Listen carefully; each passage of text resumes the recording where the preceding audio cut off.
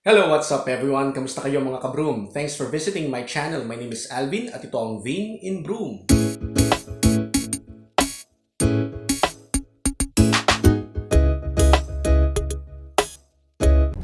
So alam niyo mga kabroom, nung ako magsimula mag-vlog or magsimula mag-YouTube, matagal ko siyang pinag-isipan.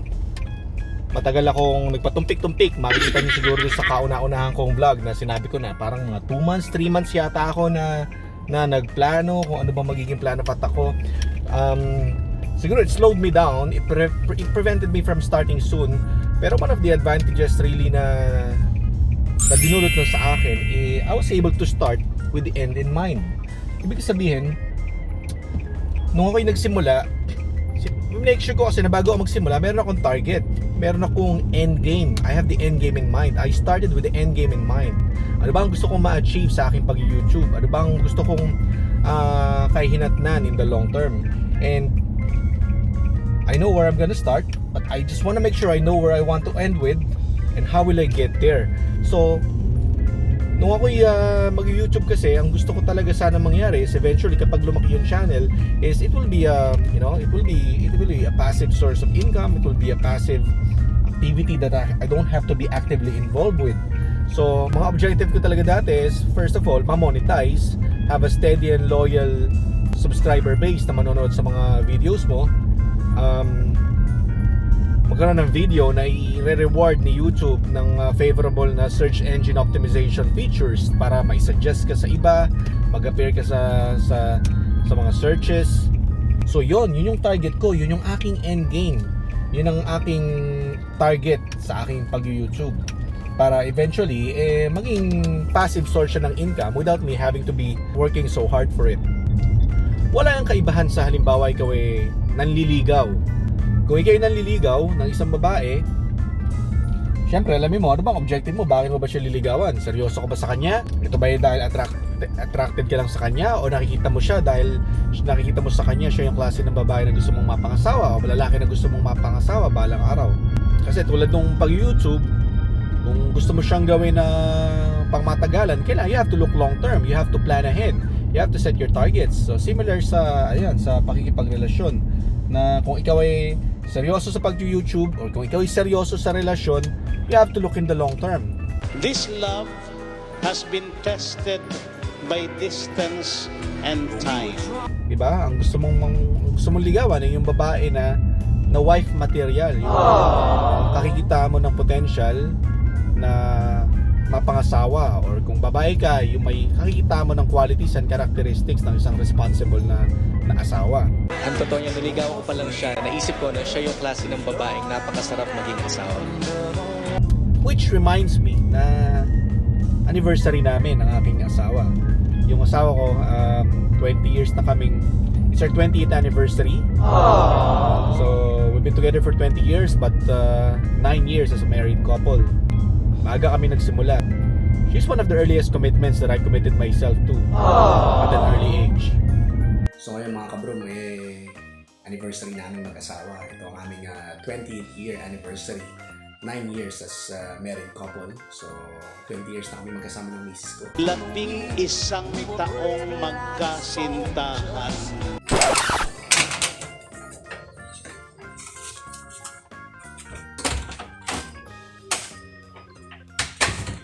Samahan nyo ako ngayon, meron lang tayong kukunin. Meron tayong konting pakulo. Meron tayong medyo konting palabas para kay misis, para sa aming anniversary.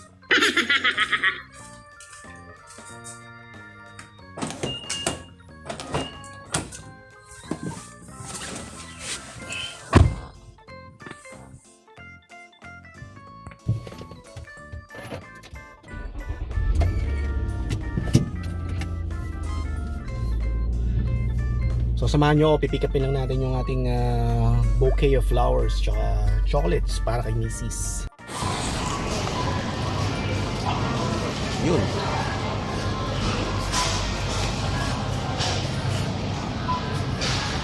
Yan, hantay sa chocolate section. Siyempre anniversary namin dapat special.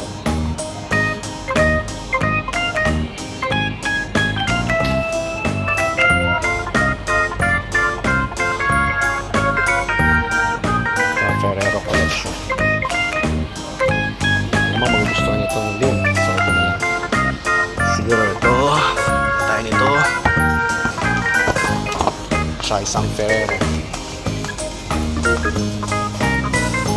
Ferrero Rocher. Ayan. Pwede na siguro to. Ayan, so ito na yung nabili natin. The sunflowers. Ay ko, okay na to. Babayaran na lang natin siguro to. Babayaran na lang natin to, tapos pick up natin yung flowers. Okay, so success. Nakakuha na tayo ng chocolates. Pipick upin na lang natin yung ating flowers.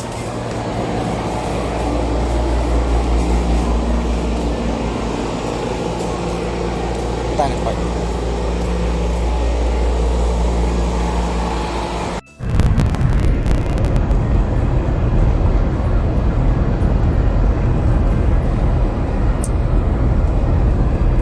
Ayan.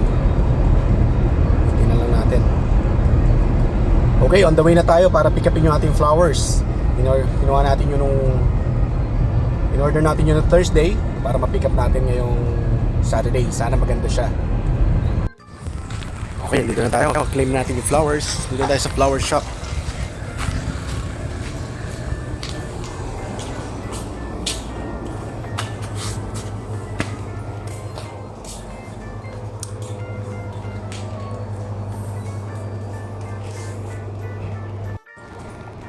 Used to season shelves and waxing edges. New and crisp. Very nice flowers. So we got the flowers here.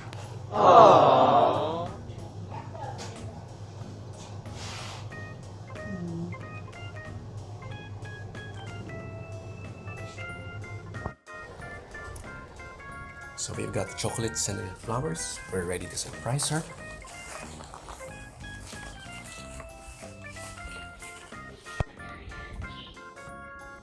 Hello guys, ito na yung flowers. Pasensya ka na, hindi ko na kinuna nung binebot ko kanina kasi medyo bagong gising siya noon, hindi niya gusto yung magiging itsura niya doon sa vlog, kaya hindi ko na siya sinama, kaya hindi ko na kinuha yung eksena sa vlog. Pero ito na yung flowers. So papunta kami sa simbahan ngayon bago kami mag-dinner sama mga bata. At ito ang aking misis. Mas maayos ng itsura kaysa kaninang inabot ko yung flowers, kaya hindi ko na ayun ang flowers sa likod. Ayan, dito na kami sa simbahan.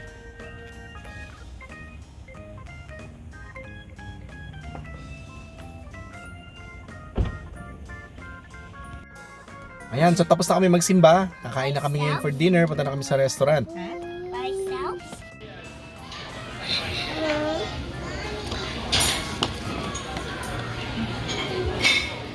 Order na order. Hey, what are you looking at? Ito na lang, Daddy.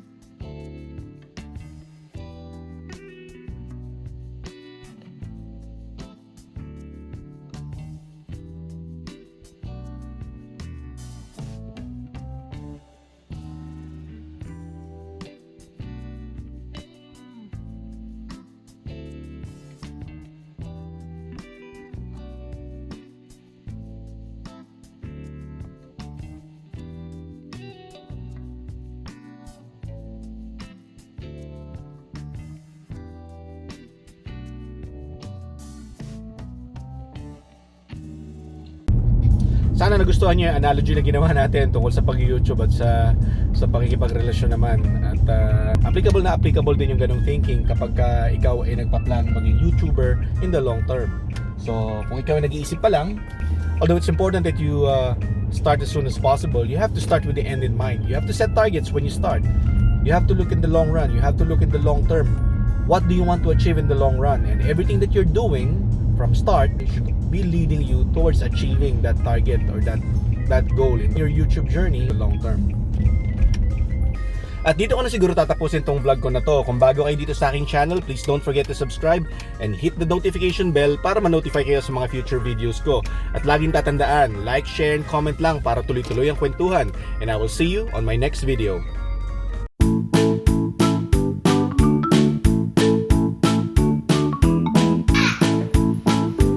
Bye, baby. Where are we going, kids? Bye, baby. We're going to work. Thank you.